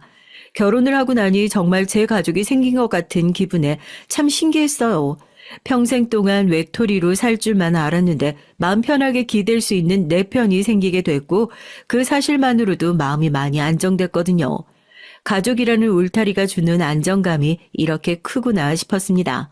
그렇게 행복하고 안락한 결혼 생활을 보내던 와중 도련님께서 결혼을 하시게 됐어요. 상대 여자는 저와 동갑이었고 도련님보다 5살 연상이었습니다. 저와 다른 점이 있다면 조건이 몹시 좋은 여자였다는 사실이었어요. 부모가 사업을 하는 부잣집 딸이라고 하더라고요. 본인은 대학원을 나와 공부를 하느라 특별한 직업이 없었지만 나이에 비해 얼굴도 예쁘장하고 관리가 잘 된 느낌이었죠. 공부하느라 지금껏 남자도 잘 못 만나봤고 도련님과의 만남이 첫 연애라고 하더라고요. 상견례 자리에서 처음 만나게 됐는데 듣던 대로 성격도 몹시 싹싹하고 밝고 사교적인 여자였습니다. 소심한 저와는 다르게 첫 만남부터 낯선 사람에게 말도 잘 붙이고 활발해 보였어요. 그런 동서에게 첫눈에 호감이 갔고 도련님께서 결혼할 여자를 참 잘 골랐다 생각했어요. 그렇게 도련님의 결혼은 문제없이 착착 진행됐고 무사히 시까지 올렸습니다. 동서는 제가 미용실에서 일한다는 사실을 알고 일부러 미용실을 찾아와 머리도 하고 직원들에게 간식을 쏘기도 했어요. 부잣집 딸이라 그런가 매사에 통도 크고 시원시원한 성격이었죠. 주변 지인들에게 미용실 소개를 시켜주기도 하고 동서 덕분에 저를 찾은 손님들이 꽤 많이 늘었습니다. 그런 동서에게 참 고마운 마음이었어요. 함께 살던 친구를 제외하곤 마땅한 또래 친구가 없었던 전 동서와 빠르게 사이가 가까워졌습니다. 나이도 동갑인데다가 관심사나 취향도 놀랄 정도로 비슷해서 함께 맛집을 찾아다니거나 카페를 다니며 수다를 떨구는 했어요. 저와 동서는 얼마 지나지 않아 완전히 단짝이 됐죠. 대화도 잘 통했고 매일같이 하루가 멀다 하고 만나며 붙어 다녔습니다. 남편이 동서랑 언제 그렇게 친해졌냐며 신기하다고 할 정도였어요. 가까이 지낼수록 동서는 성격도 화끈하고 정말 친구로서 좋은 사람이었죠. 저보다 본인 형편이 더 넉넉하니 밥도 잘 샀고 입이 떡 벌어질 정도로 비싼 선물도 자주 사주고는 했습니다. 저도 그런 동서에게 직접 만든 반찬을 가져다 주거나 좋은 선물이 들어오면 꼭 하나씩 빼서 챙겨놨다가 동서에게 건네주곤 했어요. 동서는 정말 다 좋은 사람이었지만 한 가지 단점이 있다면 질투가 좀 심했습니다. 지나가는 예쁜 여자들을 보면 흉을 보는 것이 일상이었죠. 저 여잔 코를 했네, 눈을 했네, 들고 있는 가방이 짝퉁이네. 도련님 주변의 여자들도 다들 하나같이 싸 보인다느니 뒷담화를 했고 본인보다 조금이라도 더 잘나 보이는 사람이 있으면 까내리기 급급했어요. 지금 와서 돌이켜보면 동서 눈에 제가 모든 면에서 동서보다 모자랐기에 저와 그렇게 친하게 지낼 수 있었던 것 같아요. 어디 하나라도 동서가 저보다 못한 면이 있었다면 제게 그랬듯 다른 사람에게 절 질투하며 뒷담화를 했겠죠. 그저 작은 단점이라고 치부하기엔 조금 큰 문제였지만 당시엔 친한 친구가 생겼다고 생각해서 동서 비위를 맞추기 급급했던 것 같아요. 혹여나 제가 말 한마디 잘못해서 동서 기분을 상하게 하거나 사이가 어색해지고 싶진 않았거든요. 그렇게 동서와 가까이 지내던 어느 날 전 술을 잔뜩 마시고 그동안 숨겨왔던 제 가정사를 동서에게 얘기하게 됐어요. 새어머니께 가정폭력을 당하고 가출해서 가출 청소년들과 모여 살았던 얘기. 어머니 아버지 둘 다 멀쩡히 살아 계시는데 시댁 식구들에게 고아인 척 속이고 있다는 얘기. 누가 들으면 그것 좀 속이는 게 뭐가 나빠서 그러냐 말할 수도 있겠지만 전 거짓말을 했다는 사실이 계속 마음에 걸렸었던 것 같아요. 계속해서 누군가에게 털어놓고 싶었을지도 모르겠습니다. 모든 얘기를 들은 동서는 본인의 일처럼 몹시 안타까워하며 너무 힘들었겠다. 그래도 그동안 잘 버텼다. 비밀을 지켜줄 테니 걱정하지 말라. 절 다독여줬고 전 그날 이후로 동서에게 더 깊은 친밀감을 느끼게 됐어요. 그 뒤로도 저와 동선 꼭 붙어 다녔습니다. 꼭 든든한 지원군이 생긴 것 같다고 생각했어요. 어려운 일이 생기면 털어놓기도 하고 서로 정말 친한 단짝 친구처럼 소중한 존재라고 생각했어요. 하지만 그런 생각은 저 혼자만의 생각이었던 것 같아요. 동서가 변하기 시작한 건 제가 동서에게 임신 소식을 알렸을 때부터였습니다. 저와 남편은 결혼하고도 꽤 오랫동안 아이를 가지지 않았었는데 절 결혼하기 전부터 아이를 갖는 것에 부정적인 입장이었어요. 제가 자라온 환경 탓에 좋은 부모를 보고 자라지 못했으니 저 스스로가 좋은 부모가 되어 아이를 잘 키워낼 자신도 없었고 사랑을 잘 줄 자신도 없었어요. 남편도 절 고아로 알고 있었기에 아이를 잘 키울 자신이 없다는 제 마음을 이해했고 당신이 원하지 않는다면 꼭 아이를 가질 필요가 없다 말해줬습니다. 그렇게 저희는 딩크족으로 살기로 했어요. 딩크족 아시죠? 자녀 없이 부부 둘 다 일을 하며 돈을 버는 가정을 말해요. 그렇게 번 돈으로 부부끼리 맛있는 것도 먹고 좋은 곳으로 여행 다니며 사는 가정이요. 동서와 아이 얘기를 했었는데 동서도 아이를 가질 생각이 없다고 했어요. 동서는 어떻게 이런 것마저 잘 맞냐며 몹시 좋아했고 우리 아이 없이 친구처럼 같이 늙어가며 함께 재밌게 살아보자는 얘기도 했었죠. 그렇지만 피임을 철저히 했는데도 갑작스레 임신이 됐고 그 사실을 동서에게 알리니 반응이 영 떨떠름했습니다. 형님, 애 안 가지려던 거 아니었어요? 나한테 딩크족으로 산다고 했잖아요. 원래 그럴 생각이었는데 우리도 전혀 예상하지 못했던 임신이야. 그렇지만 생긴 걸 어쩌겠어. 생명을 지울 순 없잖아. 동서는 알겠다며 전화를 끊어버렸고 몹시 기분이 상한 것 같았습니다. 서로 딩크족으로 살며 친구처럼 늙어가자고 했는데 제가 배신을 했다고 생각해서 그런 건가 싶었어요. 그래도 잠시 그런 거겠지. 시간이 지나면 괜찮아지겠지 했는데 아무리 시간이 지나도 동서의 태도는 변하지 않았습니다. 동서와 전 원래 자주 만나 나들이도 하고 식사도 자주 함께 했는데 이젠 식사는커녕 전화통화나 문자조차 제대로 답장을 해주지 않았어요. 그뿐만 아니라 절 거짓말쟁이 취급하며 매사에 거짓말하며 사는 사람이라고 애초부터 애 가질 생각 아니었냐. 식구들한테 고아라고 속인 것처럼 나도 속인 것 아니냐. 그 얘기 처음 들었을 때부터 알아봤어야 했는데 자기가 바보였다며 제가 또 언제 거짓말을 할지 모르겠으니 가까이 못 지내겠다는 말까지 했어요. 그런 게 아니라고 아무리 설명을 해줘도 이미 빈정이 상할 대로 상했는지 동선 그 뒤로 저에게 몹시 적대적인 태도를 보였습니다. 둔한 남편이 동서와 무슨 일이 있었냐고 먼저 물어볼 정도였죠. 전 동서와 다시 친하게 지내고 싶었지만 동선 그럴 생각이 전혀 없어 보였습니다. 그런 상황에서 가장 불안했던 건 혹시나 동서가 남편과 시부모님께 사실은 제가 고아가 아니라 가정폭력 피해자의 부모님이 멀쩡히 살아계시다는 사실을 말씀드리면 어떡하지 하는 걱정이었어요. 속였다 해서 달라질 것이 크게 없는 사실이지만 제가 제 입으로 스스로 밝히는 것과 사실을 타인에게 전해 듣는 건 완전히 다른 일이니까요. 제가 순간의 감정에 취해 동서에게 너무 성급하게 얘기를 했구나 싶었지만 이미 엎어진 물을 주워 담을 수 없듯 이미 꺼낸 말도 주워 담을 수 없었습니다. 그렇지 않아도 임신 초기에 입덧도 심하고 컨디션도 오락가락한데 동서까지 신경 쓰려니 몸이 정말 안 좋았어요. 자주 쓰러지기도 했고 병원도 안방처럼 들락날락거렸습니다. 예전 같았으면 병원 문턱이 닳도록 병문안을 왔을 동서는 코빼기도 비치지 않았어요. 그러던 어느 날 오랜만에 동서가 직접 저를 보러 병원에 찾아왔고 너무나 반가운 마음이었습니다. 드디어 마음을 좀 풀어주나 싶었어요. 동서는 제게 율무차를 주면서 임산부한테 율무가 좋다고 하더라. 두고두고 많이 마시라고 많이 사왔다고 말했어요. 선물을 받으니 그동안 동서에게 서운했던 마음이 눈 녹듯 사라지는 기분이었습니다. 동서도 같이 한잔하자고 조금 있다 가라고 동서를 붙잡았는데 동서는 바쁘다며 선물만 놓고 사라졌고 혼자서 율무차 한 잔을 끓여 먹으려던 참이었습니다. 당신 지금 뭘 마시는 거야? 그거 율무차야? 병실 안으로 들어서던 남편은 놀란 얼굴로 제게서 컵을 뺏어 들었어요. 왜 그러냐고 묻자 남편은 이거 정말 율무차냐고 재차 확인하더니 이걸 왜 먹고 있냐고 묻더라고요. 그래서 동서가 방금 와서 선물해줬다. 임산부한테 율무가 좋다고 하더라 말하자 남편은 기가 차다는 표정으로 율무는 임산부가 피해야 할 음식이라는 사실을 말해줬습니다. 너무나 놀라서 그럴 리 없다. 동서가 기껏 날 생각해서 사준 선물인데 당신이 잘못 알고 있는 거 아니냐 되물었지만 정말 율무는 임산부가 먹어서는 안 되는 음식이었어요. 남편은 전부터 동서 도대체 왜 그러냐, 진짜 싸우기라도 한 거냐, 아무리 그렇다고 임산부한테 안 좋다는 음식을 이렇게 많이 바리바리 싸들고 왔다니 진짜 웃기는 여자라면서 열을 올렸어요.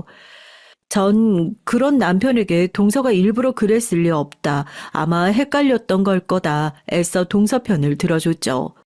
그렇게 얼마 뒤 동서에게 전화가 왔고 율무차는 잘 먹고 있냐고 물어보길래 임산부한테 율무가 안 좋은 거라더라. 동서가 잘 모르는 것 같아서 말해준다고 하니까 동서는 몹시 당황스러워하며 바로 전화를 끊어버렸어요. 그때 느낌이 좀 이상하더라고요. 그 뒤로 배가 점점 불러왔고 가족 행사 등에 참여해도 임산부에게 일을 시키는 사람이 없었어요. 원래 저와 동서가 둘이 나눠 하던 일들이 전부 동서 차지가 됐어요. 전 동서와 계속 잘 지내고 싶었지만 동서는 저를 몹시 미워했습니다. 그런 동서의 눈치가 보여서 일어나 일을 하려고 해도 식구들 모두 절 뜯어 말렸고요. 동서 혼자 일하는데 어떻게 그러냐, 뭐라도 돕겠다 말씀드리면 시아버지께선 임산부는 그래도 되는 거라며 제 편을 들어주셨어요. 그러면서 동서에게 힘들겠지만 아이 태어날 때까지 네가 고생 좀 하라며 얘기를 건네셨고 동서는 알겠다고 대답은 했지만 뭐라도 씹은 표정이었죠. 차마 시부모님께 대들 순 없으니 동서의 화는 전부 저에게 돌아왔습니다. 동서는 그 뒤로 계속해서 저에게 시비를 걸어왔어요. 거짓말쟁이라 그런지 뻔뻔하게 앉아있는 것도 잘한다면서 애초에 이러려고 애 가진 거 아니냐, 일하기 싫어서 형님 애는 형님 닮아서 뻔뻔하겠다. 한 번만 더 본인 비위를 거스리면 거짓말했다는 사실을 시부모님에게 전부 말씀드려 버리겠다. 절 협박하기도 했어요. 동서 때문에 너무나 스트레스가 심했죠. 도대체 왜 이러는 거냐. 내가 애 가진 게 그렇게 싫냐. 내가 애 낳는다고 동서한테 피해주는 건 없지 않느냐 말하면 동서는 형님 때문에 나도 스트레스 받으니까 이 정도는 할 수 있는 거 아니냐고 말도 안 되는 논리를 펼쳤어요. 결국 조산 기미가 보여 병원에 입원을 했고 병원에선 산모가 스트레스가 너무 심하다며 안정을 취해야 한다고 말했습니다. 동서 때문에 제가 스트레스를 받는다는 사실을 알고 있던 남편은 동서는 도대체 왜 그러는 거냐, 본인이 한마디 하겠다 말했지만 괜히 동서를 건드렸다가 남편에게 제 거짓말을 다 까발릴까봐 걱정되는 마음에 그럴 필요 없다고 남편을 말렸어요. 사실 남편에게 먼저 제 거짓말을 털어놓으면 다 해결될 문제였지만 차마 그럴 용기가 나질 않았습니다. 이러지도 저러지도 못하고 스트레스만 받던 와중에 몸 상태가 좀 진정되어 퇴원을 할 수 있었고 매년 돌아오는 제삿날이 됐어요. 제삿날엔 할 일이 몹시 많잖아요. 각종 제사 음식부터 제기 닦기, 제사상 차리기까지 시어머니와 동서 둘이서 하기엔 할 일이 너무 많으니 만삭인 몸이긴 해도 가서 조금이나마 도우려고 했죠. 동서에게도 이번 제사는 꼭 가서 돕겠다고 말해놨고요. 그런데 이게 무슨 운명의 장난인지 예정일이 한창 남아있는데도 제삿날 아침 양수가 터져버린 거예요. 병원에서 조산기가 있다고 조심하라고 하긴 했지만 이렇게 빨리 양수가 터질 줄은 정말 몰랐습니다. 너무 당황스러운 마음이었지만 그 와중에 동서에게 연락을 해야겠다는 생각이 들었어요. 급하게 전화를 걸어 동서에게 내가 오늘은 꼭 가려고 했는데 지금 양수가 터졌다. 아무래도 병원에 가봐야 할 것 같다고 말했고 동서는 수화기가 울릴 정도로 소리를 고래고래 질렀습니다. 양수가 터졌다고 바로 애 나와요? 그거 조금 늦게 간다고 죽기라도 해요. 애 낳는다고 진짜 유사라는 유사는 다 떨고 있네. 오늘은 꼭 오겠다면서 어떻게 사람이 그렇게 매사에 거짓말이야? 당장 와서 전 붙이고 가요. 안 그러면 후회하게 만들어줄 테니까. 그러나 동서에게 뭐라고 대답을 하기도 전에 견딜 수 없는 고통이 절 덮쳤고 그대로 전화를 끊고 바로 구급차를 타고 병원으로 향했어요. 그렇게 아들을 출산했고 정신을 차렸을 때 가장 먼저 든 생각은 혹시 동서가 정말로 시댁 식구들에게 그 사실을 전부 말했으면 어떡하지 하는 걱정이었습니다. 다행히도 제사로 정신없는 통에 그런 일은 벌어지지 않았던 것 같더라고요. 다행이다 싶었지만 한편으로 더 이상 이렇게는 못 살겠다 싶었어요. 거짓말은 또 다른 거짓말을 낳는다고 더 이상 남편과 시댁 식구들에게 절 속이고 싶지 않았습니다. 시어머님과 동선 제사 뒷정리를 하느라 못 왔다고 했고 시아버님과 남편이 아이를 안고 들어와 너무 고생했다며 장하다 저를 칭찬해 주셨어요. 아이 얼굴을 보자마자 눈물이 펑펑 쏟아져 나왔고 그 자리에서 남편과 시아버지께 그동안의 거짓말을 전부 말씀드렸습니다. 사실 저 고아 아니다. 부모님 두 분 다 멀쩡히 살아계신다. 근데 그동안 말할 용기가 없었다. 새어머니한테 맞고 자랐다. 집안에서 거의 내다버린 자식이었다. 남편도 새어머니 밑에서 자랐는데 너무나 행복해 보여서 부러웠다. 동서에게 이 사실을 털어놨었는데 임신한 후로 계속 이 사실을 식구들에게 말해버리겠다고 협박했다. 같이 자식 없이 살자고 했으면서 어떻게 배신할 수가 있냐면서 나를 나쁜 년 취급했다. 너무 스트레스 받고 힘들었다. 틈만 나면 나한테 거짓말쟁이다. 나 같은 여자 밑에서 자랄 자식이 불쌍하다. 오늘도 아침에 양수가 터졌다고 전화를 하니 그거 좀 늦게 낳는다고 안 죽는다며 소리를 고래고래 질렀다. 도저히 이렇게는 못 살겠어서 지금 다 말씀드리는 거다. 속여서 너무 죄송하다. 줄줄이 제 속마음을 털어놓고 나니까 정말 속이 뻥 뚫린 듯 시원했어요. 제 얘기를 모두 들은 시아버지께선 잠시 무언가를 생각하시는 듯 하더니 한숨을 푹 쉬고 입을 여셨습니다. 사실 네 동서 애를 안 낳는 게 아니고 못 낳는 거다. 불임이야. 전혀 예상하지도 못했던 말에 눈이 휘둥그레졌어요. 게다가 그 뒤에 나온 말은 더더욱 충격적이었죠. 그리고 이혼 경력이 한 번 있었단다. 전 남편하고는 의부증 때문에 헤어졌대. 우리도 결혼 후에 알게 됐다. 알고 보니 동서는 도련님과 결혼하기 이전에 한 번 결혼을 했던 적이 있었어요.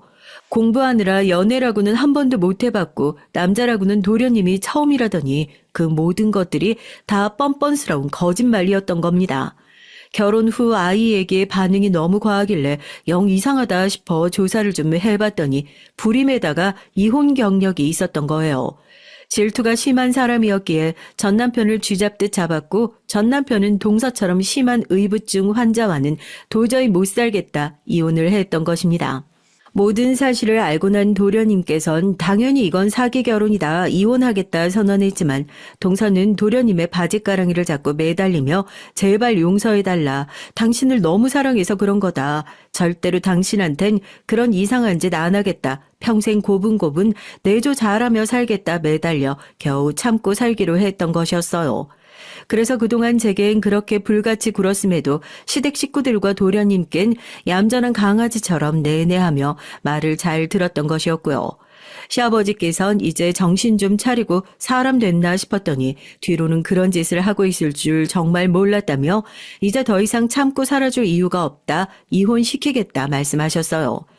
얘기를 전해 들으신 도련님 또한 몹시 화를 내시며 바로 사기 결혼으로 이혼 소송에 들어갔습니다. 알고 보니 동선 전 남편과 헤어질 때도 이혼 소송으로 돈을 많이 썼다고 하더라고요. 변호사 선임 비용에도 돈이 많이 깨졌는데 위자료까지 거액을 물어줘서 친정에서 그 돈을 다 대줬다고 하더라고요. 동서는 이번에 소송하면 절대 집안에서 도와주지 않을 거라며 제발 소송 없이 이혼해달라, 합의 이혼해주면 조용히 사라지겠다 싹싹 빌었지만 도련님께선 결국 소송을 걸었고 전에 듣기론 변호사도 없이 혼자 나왔다고 하더라고요.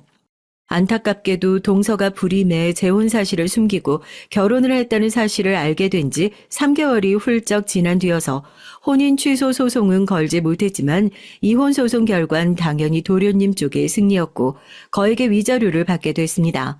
가진 게 쥐뿔도 없는 여자라 위자료를 못 받으면 어쩌나 걱정했는데 그래도 동서 친정에서 위자료는 전달을 했더라고요.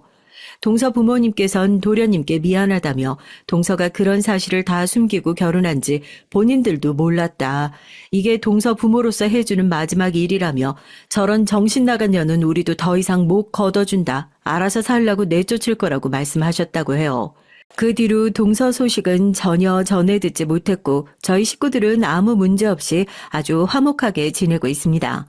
솔직히 아이를 처음 가졌다는 걸 알게 됐을 때부터 임신한 기간 내내 정말 많이 불안했어요. 제가 좋은 엄마가 될 수 있을까에 대한 확신도 가지지 못했는데 옆에서 동서가 절 많이 힘들게 했으니까요. 스스로 거짓말을 했다는 것에 계속해서 죄책감이 느껴지기도 했고요. 그렇지만 이젠 모든 문제가 해결됐고 모든 사실을 숨김없이 다 밝혔고 시댁 식구들은 그런 절 아무런 편견 없이 받아들여 줬습니다. 제 품에 안겨 잠든 아들을 볼 때마다 걱정했던 것이 무색해질 정도로 요즘은 너무나 행복한 기분뿐이에요. 제가 사랑을 받지 못하고 자란 만큼 아들에겐 사랑을 넘치도록 듬뿍 주며 키우고 싶습니다. 앞으로도 좋은 아내 그리고 좋은 엄마가 될 수 있도록 노력하며 살겠습니다. 부디 우리 가족의 앞날에 특히 사랑하는 우리 아들의 앞날에 항상 행복만이 가득하길 바라며 글 마칠게요.